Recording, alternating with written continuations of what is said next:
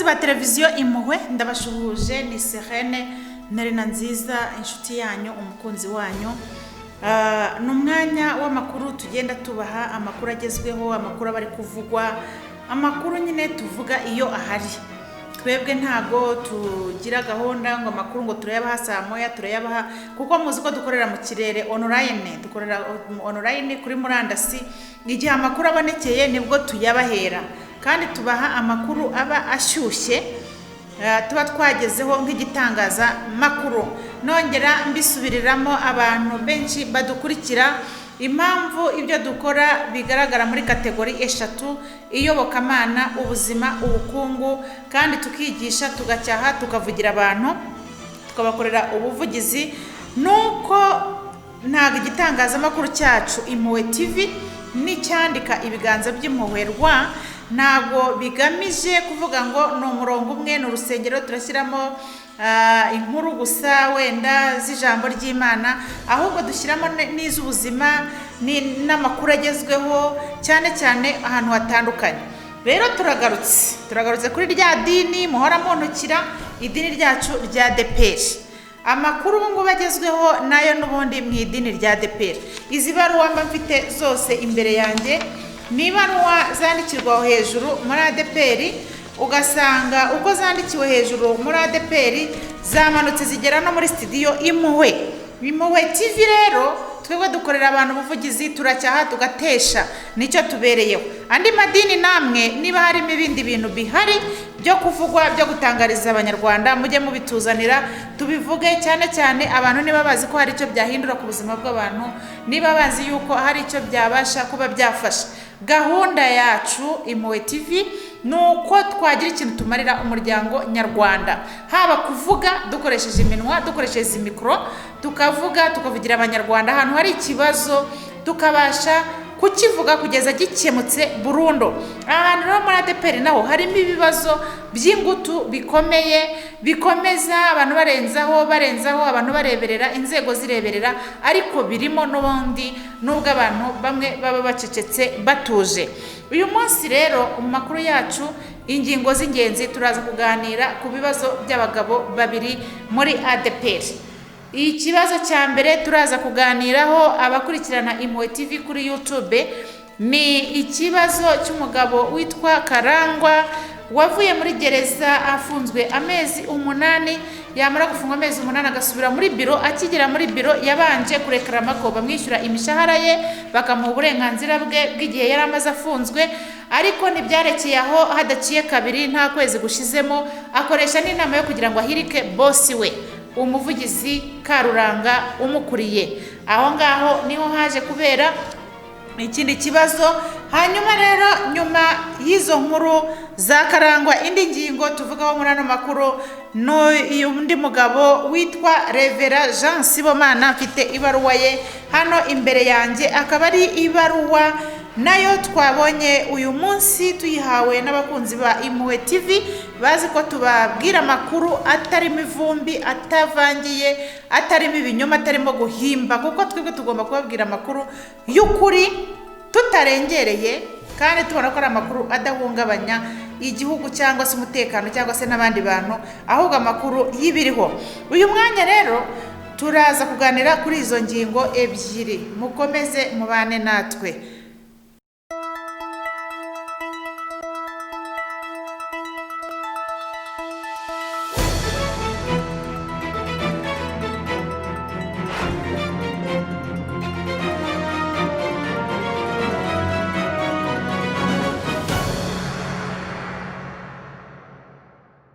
Tugiye rero bakunzi ba televiziyo Impuhwe gutangira ku ngingo ya mbere. Ingingo ya mbere y'aya makuru ni ikibazo kivugwa muri ADEPR cy'umugabo witwa Karangwa wafunzwe amezi 8. Turaza nyine gukomeza ku ngingo ya kabiri y'ibireba Sibomana Jean, tuze nawe kumurebaho ku ibaruwa ye dufite ahangaha.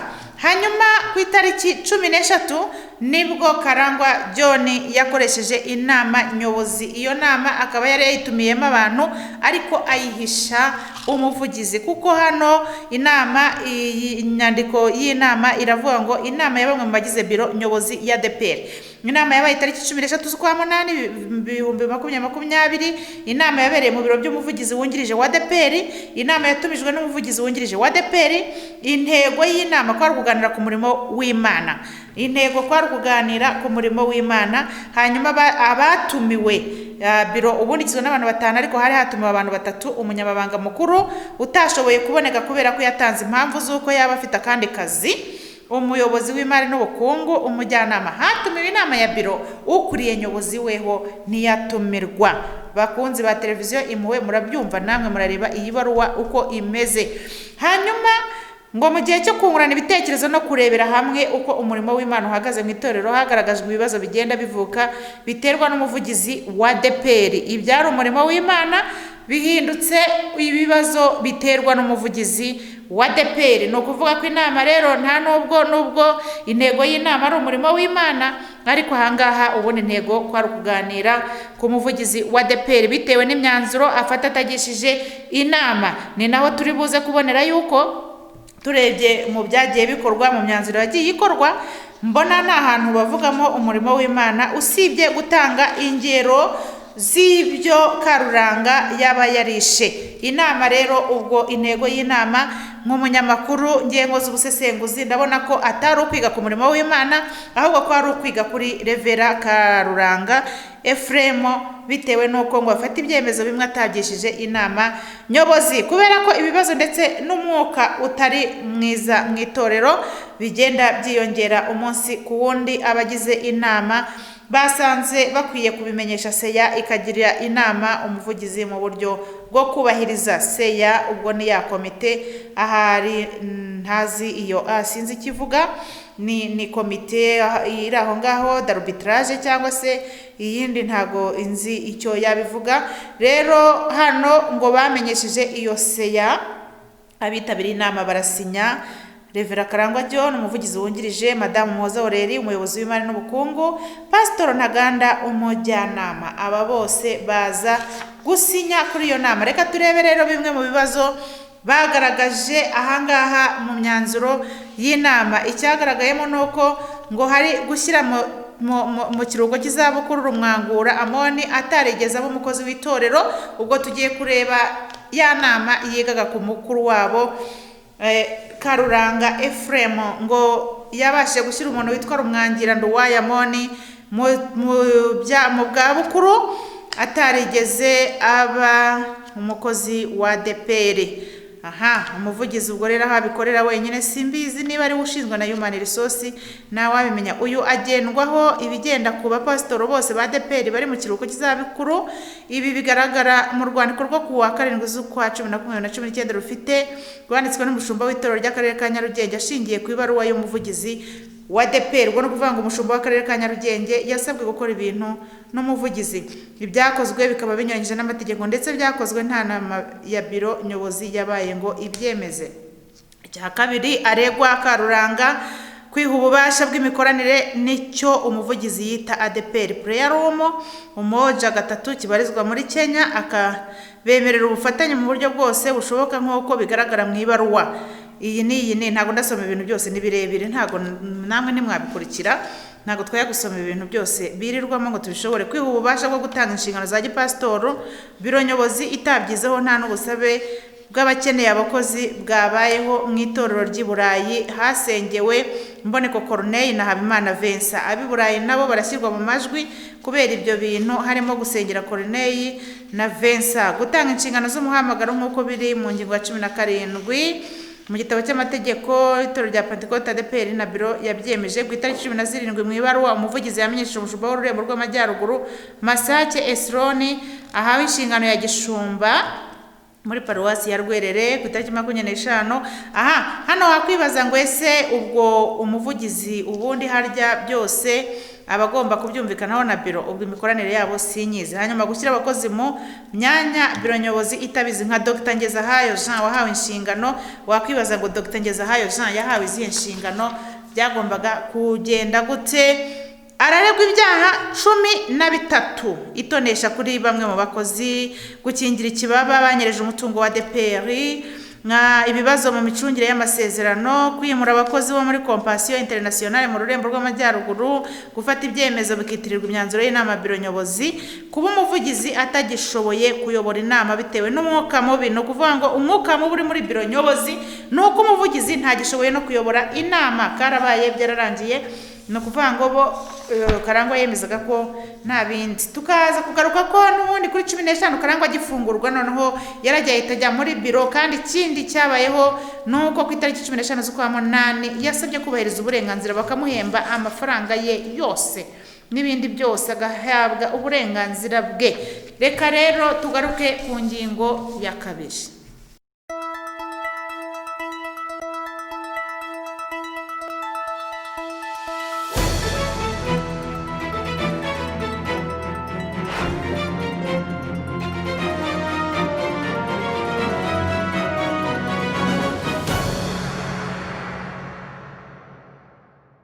Ingingo ya kabiri y'aya makuru aho tureba umuvugizi Sibomana, uwahoze ari umuvugizi Jean Sibomana wigeze gufungwa ndetse afungwa na biro ye yose, warongejwe na Tom, afunganwa n'abitwa ba Saruto, afunganwa n'umudamu w'umumama wa Daef, barabafunga bose ko bari amafaranga ya Gisozi Dove Hotel. Uyu munsi nawe yanditse ibaruwa dufite ahangaha, ndetse twanavuganye ku murongo wa telefone atubwira icyo yifuza neza. Muraza kumva ayo majwi. Iyo baruwa ya Sibomana Jean iravuga ngo Revera Jean Sibomana, Kigali kuwa 2 z'ukwa 9 2020, ADPR Nyarugenge, telefone 07 n'ibindi. Bwana Perezida w'inama y'ubuyobozi ya ADPR, ubwo ne yase yatwavugaga, gusaba kurenganurwa byakiriwe na CPR, byakiriwe na ADPR. Bwana Perezida, tumaze kumenya ko uwitwa Karangwa John wagizwe umwere n'urukiko nyuma y'amezi 8 yamaze afunzwe kubera gukekwaho inyandiko mpimbano, nyuma tukumva ko ubushinjacyaha bwajuririye icyo cyemezo. Tumaze kumenya ko ari wasaba guhemberwa icyo gihe cyose yamaze afunzwe no gusaba kuguma mu nshingano z'akazi mu biro bikuru bya ADPR, tubandikiye tubasaba ko icyifuzo cye cyasuzumanwa n'icyacu tugasubizwa natwe uburenganzira bwacu twavukijwe kuva 2017, dore ko natwe urukiko rwatugize abere nuko urubanza rwajuririwe. Dutegereje imikirize yarwo mu rwego rwo guca akarengane, gutonesha n'ubusumbane mu itorero rya ADPR. Turabasaba guha agaciro inyandiko yacu muyishyira ku byo mufite mu ngingo z'ibyigwa mu nama yanyu iri imbere izasuzuma ikibazo cya Karangwa John. Twizeye ko mwakiriye neza ubusabe bwacu, dutegerejemo kurenganurwa bidashingiye ku marangamutima kuko twese tureshya imbere y'amategeko. Murakoze. Revera Jean Sibomana, bimenyeshejwe umuyobozi mukuru w'urwego rw'imiyoborere RGB, umunyamabanga mukuru wa CPR, umuvugizi wa ADPR, abagize inama y'ubuyobozi ya ADPR bose, perezida w'urwego rw'akanama nkemurampaka. Bakunzi rero ba televiziyo impuhwe mudukurikiye, murabibonye, murabyumvishije. Izi ni baruwa, na makuru tuba tubagezaho kugira ngo mukurikirane ibibera hirya no hino, mumenye amakuru ariho. Sibomana yafunzwe amezi 3, we nabo bari bafunganywe. Baraza icyakurikiyeho bambuwe inshingano zose, bikozwe nk'uko yabyivugiye muri telefone. Tumaze kuvugana avuga ko weho bambuwe inshingano bikozwe na Karangwa John, babambura n'ubukristo. Ubu ntago bitwa n'abakristo kubera ko bafunzwe amezi 3, ariko urukiko rwabagize abere. Ibyaha twe ntitubyinjiramo nk'abanyamakuru, muri aba bose ntago tuzi uvuga kuri, ntituzi umunyabyaha n'iki. Umurimo wacu no gutangaza amakuru, ariko wakavuga ngo uriya Karangwa niwe wadukuyeho ibyo bintu byose. Hanyuma wafunzwe amezi 8, twe twarafunzwe amezi 3, aragarutse asubiye muri biro. Amaze gusubira muri biro ari no kwishyuza imishahara ye yose, miliyoni zigera muri 28.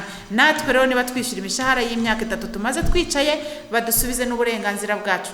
Namwabajije nese urakeneye ko uburenganzira busubizwa ari ubuhe? Namwe murumva ikiganiro twagiranye ku murongo wa telefone.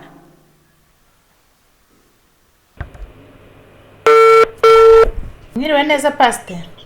Mwiriwe sere. Yego yego.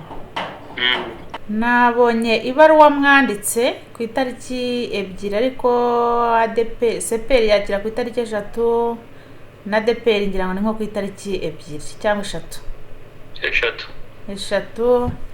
Mwasabaga kurenganurwa. Yego.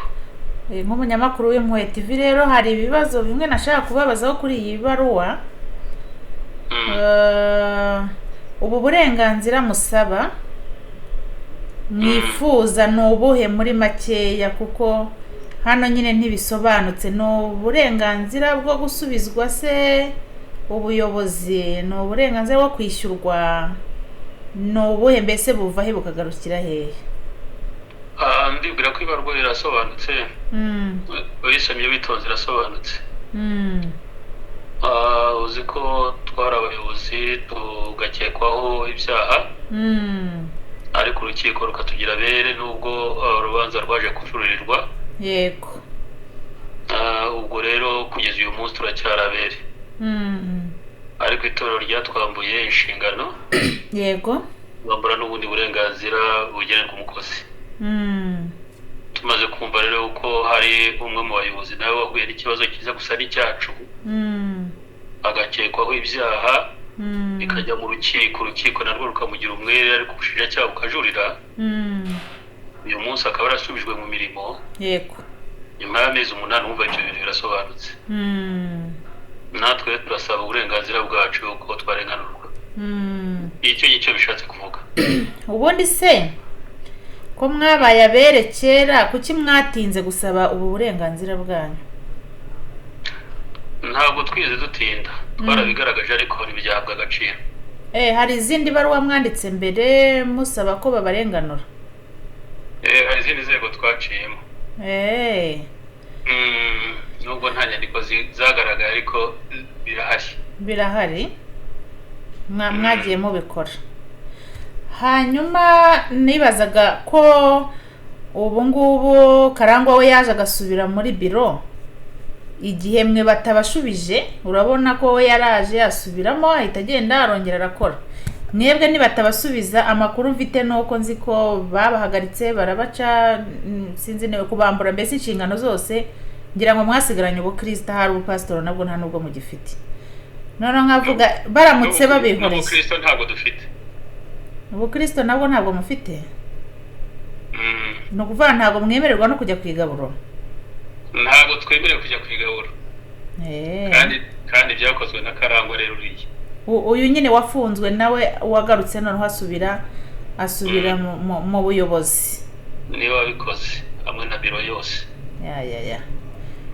Umva rero ko niba wafite ubwo burenganzira kandi ibyo dukekwaho bijya gusa, icyaha ni icyaha.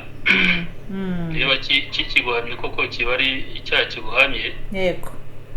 Ariko niba ikintu cyitwa yuko ukekwaho ukagirwa umwere, hanyuma mugenzi wawe nawe uri ku rwego rwa mbere ufata ibyemezo nawe akaba yaraketswe akagirwa umwere, agasubizwa uburenganzira, cyangwa akaba asaba ibyo agenewe byose, natwe rero badusubizwa uburenganzira kuko byaba ari akarengane.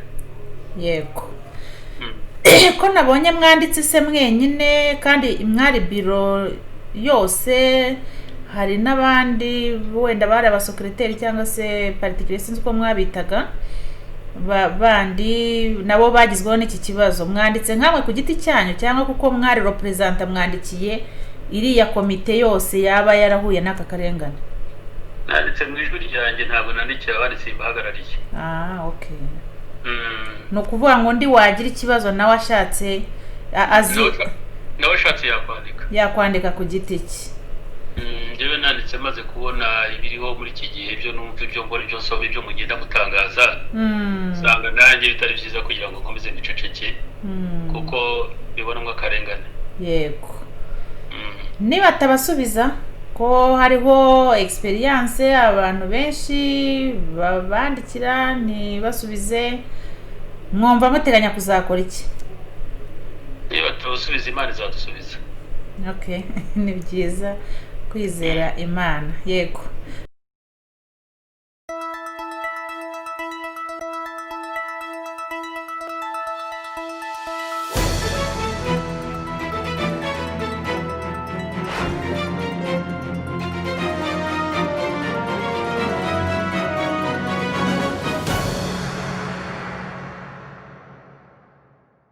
mwamaze kubyiyumvira rero murumva ko Sibomana Jean tumaze kuvugana kuri telefone, amaze kutubwira ukuntu we abitekereza n'uburenganzira ashaka ko bamusubiza.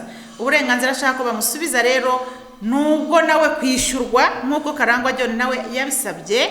Nanamubaje nese urashaka gusubira muri biro cyangwa se urashaka gusubira mu buyobozi, ati ubwo nyine bari wirumvikana niba dusubiza uburenganzira bwacu, twambuye ubupasitoro, twambuye ubukristo, nta kintu na kimwe twemerewe, rero natwe niba dusubize ubukristo. Hagati aho rero bakunzi ba televiziyo Impuhwe, mu gihe rero twakoraga iyi nkuru tumaze kuvugisha Sibomana Jean tukumva igitekerezo cye, twashatse uyobora seya ntibyadukundira, Kayigamba Calixte, dushaka Karuranga nawe atuvugisha atubwira yuko we nk'uko mubyumva kuri telefone ko icyo kibazo nyine atari we wandikiwe, yandikiwe seya.